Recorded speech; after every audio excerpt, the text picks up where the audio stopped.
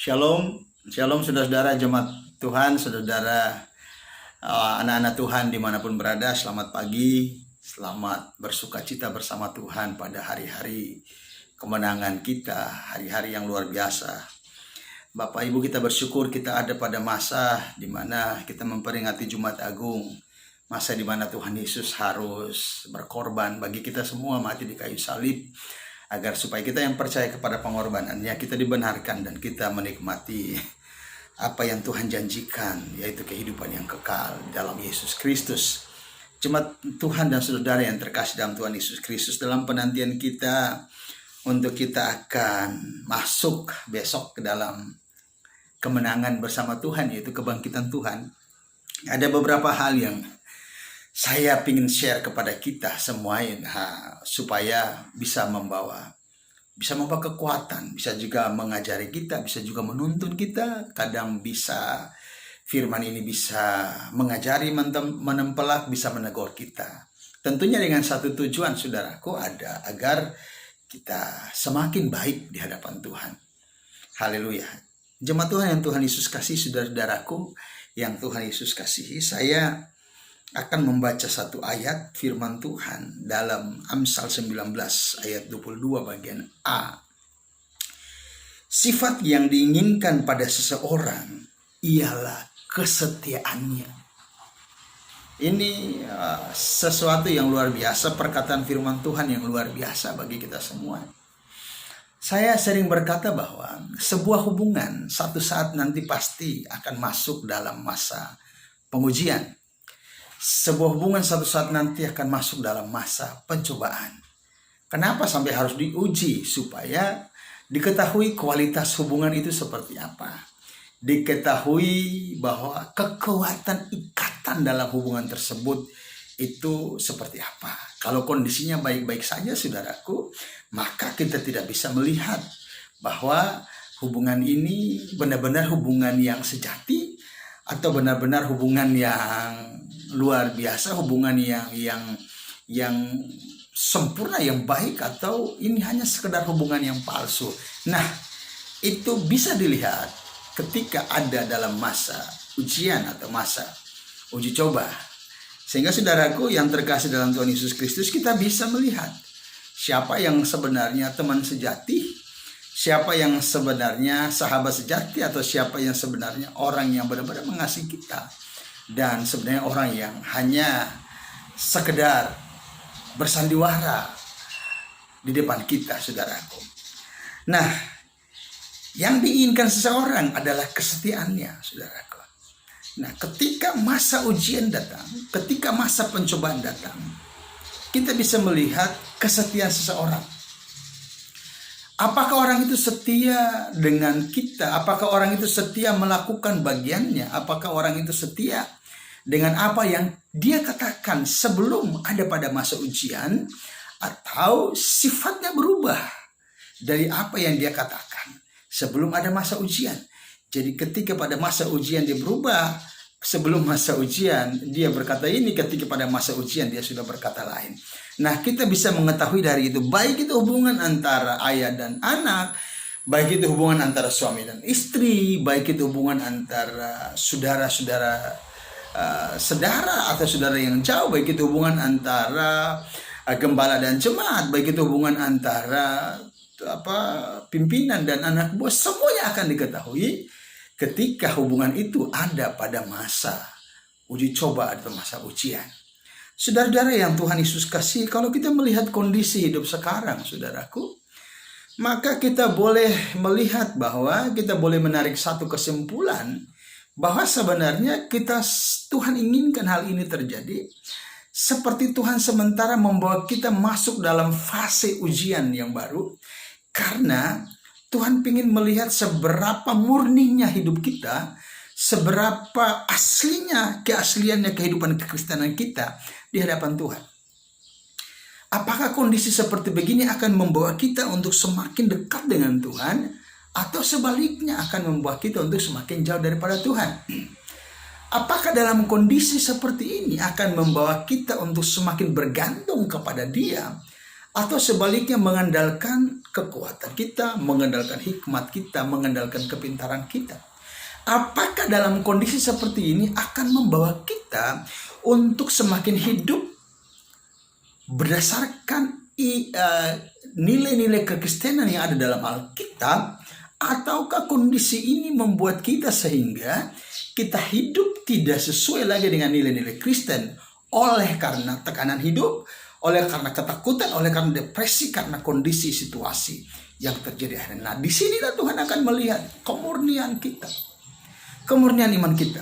Jemaat Tuhan yang Tuhan Yesus kasihi, saudaraku dimanapun berada. Memang kita ada pada masa-masa di mana kita dihimbau untuk tidak berkumpul dalam jumlah banyak orang. Artinya untuk ibadah bersama-sama pun tidak. Saya menarik satu kesimpulan bahwa ini adalah sesuatu yang kita jangan anggap remeh sebagai orang Kristen. Tapi kita harus berhati-hati, saudaraku. Hati-hati dalam bertindak, hati-hati dalam hidup beriman. Karena apa, saudara? Kita tidak bisa memungkiri bahwa pertemuan-pertemuan ibadah bersama itu akan membangkitkan kekuatan kehidupan rohani kita. Untuk kita bangkit, kita kuat lagi untuk menjalani hidup-hidup yang akan datang. Nah, sekarang kalau kita tidak lagi beribadah bersama-sama, pertanyaan saya, apakah kadar iman kita akan sama seperti itu atau tidak? Apakah kekuatan bertahan kita, apakah kekuatan hidup dalam Tuhan kita akan sama seperti itu atau tidak? Saya berdoa, biar walaupun kita ibadah di rumah, tapi jangan sekali-sekali hal itu berkurang. Nah, ini akan memberikan, ini juga, saya pikir ini adalah kesempatan yang setan ambil, saudara. Iblis ambil kesempatan ini untuk apa? Dia mulai berusaha untuk melemahkan iman anak-anak Kristen. Karena dia tahu bahwa anak-anak Kristen banyak berkumpul beribadah, dia tahu bahwa kondisi-kondisi iman orang mungkin kurang bertemu dalam satu kumpulan ibadah, maka hati-hati, saudaraku. Ada hal-hal yang mungkin setan akan mempengaruhi kita untuk kita jauh dari Tuhan. Ada hal-hal yang setan akan mempengaruhi kita untuk kita tidak hidup sesuai dengan firman Tuhan. Ada hal-hal yang mungkin setan akan mempengaruhi kita untuk kita tidak hidup lagi selayaknya anak-anak Tuhan. Untuk itu saya katakan kepada jemaat Tuhan, tetap dalam pimpinan Roh Kudus, tetap dalam pimpinan Roh Tuhan, tetap mengandalkan Tuhan, tetap biarlah hidup kita, pikiran, hati, dan semua gaya hidup kita tetap diproteksi oleh darah Yesus. Yakinkan dirimu, saudaraku, bahwa dalam perjalanan hidupmu, Roh Tuhan menyertai engkau. Karena apa, saudaraku? Penting untuk Roh Tuhan menyertai kita. Alkitab berkata bahwa ketika Roh Kudus itu datang, dia akan memberikan kuasa kepada kita untuk menjadi saksi. Artinya apa?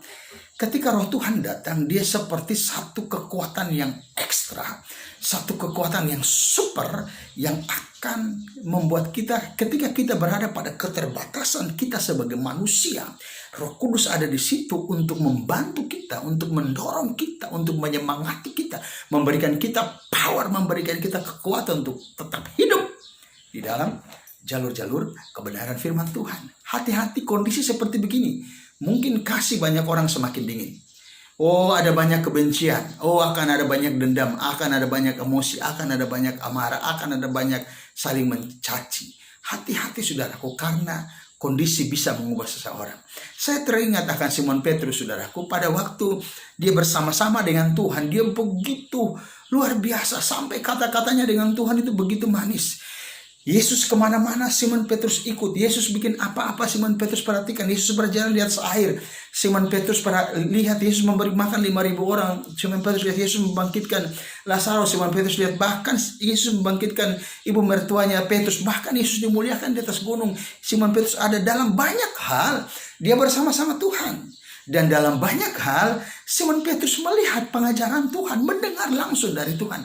Tapi apa yang terjadi, saudaraku? Ketika malam subuh itu, ketika Yesus ditangkap, selesai mereka dari Taman Getsemani, Yesus ditangkap, Simon Petrus berusaha untuk mendekati Yesus, tetapi saudaraku, dia gagal untuk mempertahankan statusnya sebagai anak Tuhan di depan banyak orang. Karena apa? Kondisi itu membuat orang takut. Mungkin dia lihat di sana sini banyak tentara dengan pentungan. Dia lihat di sana sini banyak orang tentara Romawi. Dia lihat di sana sini banyak orang yang seakan-akan membenci murid-murid Tuhan. So, dia bilang, aduh. Saudaraku yang terkasih dalam Tuhan Yesus Kristus, Simon Petrus gagal pada waktu itu karena apa, saudaraku? Dia takut dengan kondisi. Dia khawatir dengan kondisi. Dia diintimidasi. Dia ditakuti. Dia gentar. Hal ini membawa dia untuk menyangkal statusnya sebagai orang dekat Tuhan. Menyangkal statusnya sebagai murid yang pernah dekat Tuhan. Menyangkal statusnya sebagai murid yang mengasihi Tuhan.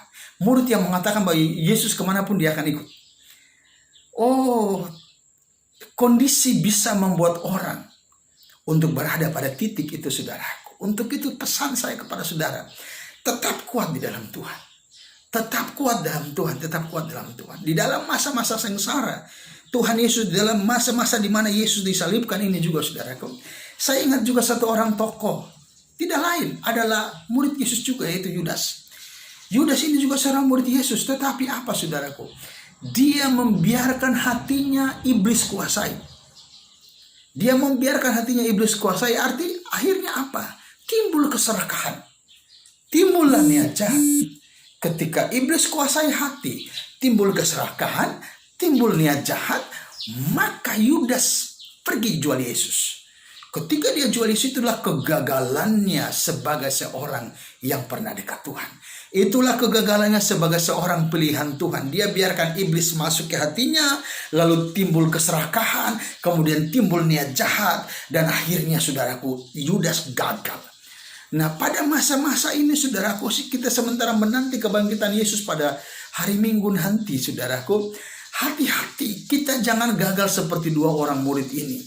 Walaupun Simon Petrus bertobat, tapi saya ajak kita untuk tidak melihat dari kisah pertobatannya, tapi saya mengajak kita untuk melihat dari kisah kegagalannya. Supaya apa, saudara? Ini menjadi pelajaran bagi kita. Kalau Yudas tidak bertobat, Yudas langsung mati. Yudas langsung menyesal dan dia mati. Dia gagal total, Yudas gagal total. Nah, jikalau jemaat-jemaat Tuhan sudah seperti begitu pada masa ini, saya katakan, saudaraku, seperti Petrus, minta ampun di hadapan Tuhan, bertobat di hadapan Tuhan, kembali ke hati nurani yang murni. Kalau dulu engkau suka mengasihi orang, suka berbagi, suka menasihati, engkau pengasih dan penyayang, saya mohon kondisi ini jangan membuat engkau berubah. Saya mohon kondisi ini jangan membuat engkau berubah. Jemaat Tuhan yang terkasih dalam Tuhan Yesus Kristus, sekali lagi izinkan roh Tuhan masuk ke dalam hidupmu. Izinkan dia berotoritas atas hidupmu. Izinkan dia berdaulat atas hidupmu. Izinkan dia berkuasa. Izinkan roh Tuhan menuntun hidupmu. Aku percaya engkau akan baik-baik saja. Saudara yang terkasih dalam Tuhan Yesus Kristus, pada masa-masa ini saya membawa kita untuk kita mengingat beberapa tokoh Alkitab, yaitu Sadrak, Mesak, dan Abednego.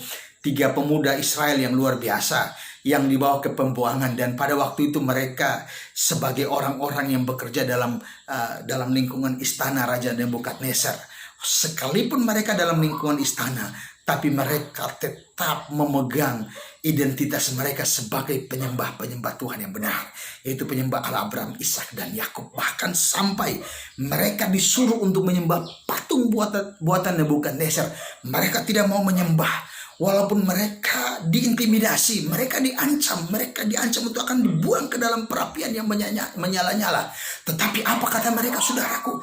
Mereka bilang apa? Sekalipun Tuhan yang kami sembah tidak menolong kami atau tidak berkuasa menolong kami, maka perlu rajaku ketahui, kami tidak pernah akan menyembah patung buatan tanganmu. Ini iman yang luar biasa. Ini kondisi iman yang luar biasa, jemaat Tuhan yang terkasih dalam Tuhan Yesus Kristus.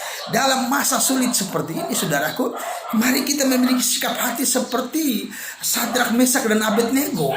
Dalam kondisi tertekan, dalam situasi mencekam, kondisi hidup yang sekarang yang penuh dengan keadaan yang tidak menentu karena wabah ini, saudaraku, sehingga terjadi keadaan-keadaan krisis sosial, krisis moral, krisis ekonomi, sementara terjadi di mata kita.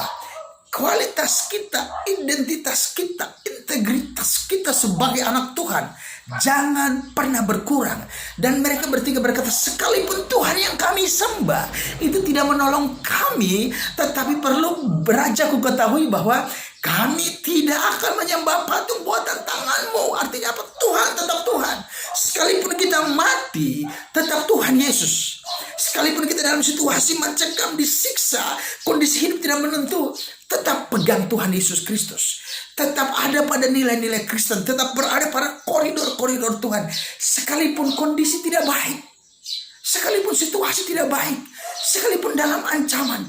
Saudara yang terkasih dalam Tuhan Yesus Kristus, jangan pernah saudara tinggalkan Tuhan. Amin saudara. Apa yang terjadi ketika mereka mengatakan itu? Di dalam perapian yang menyala, Yesus menyertai mereka. Di dalam perapian menyala, Tuhan menyertai mereka. Saudara bisa mengatakan kepada saudara, surga itu bergerak. Surga bergerak. Dasarnya apa? Dasar iman kita. Surga akan bergerak dari apa yang kita katakan. Surga bergerak dari apa yang kita imani. Oleh karena perkataan Sadrak, Mesak, dan Abednego, maka Tuhan bersama-sama mereka dalam api. Miliki perkataan iman saudara. Perkataan iman miliki. Hidup dalam iman. Hidup dalam nilai-nilai Kristen. Jangan pernah berpindah dari kasih Tuhan. Percaya. Tuhan bersama-sama engkau di dalam badai. Banyak sekali pelajaran dalam Alkitab yang sudah mengisahkan tentang bagaimana Tuhan menyertai orang-orang yang dikasihinya di dalam badai. Saudara-saudara yang Tuhan Yesus kasihi, tetap setia dalam Tuhan, tetap kuat dalam Tuhan. Dalam nama Tuhan Yesus. Tuhan Yesus memberkati kita semua. Saya Pendeta Marius Istia MPD, saya Gembala Jemaat GBI Sola Gracia yang ada di Timika, Papua. Tuhan Yesus memberkati kita semua. Shalom. Haleluya.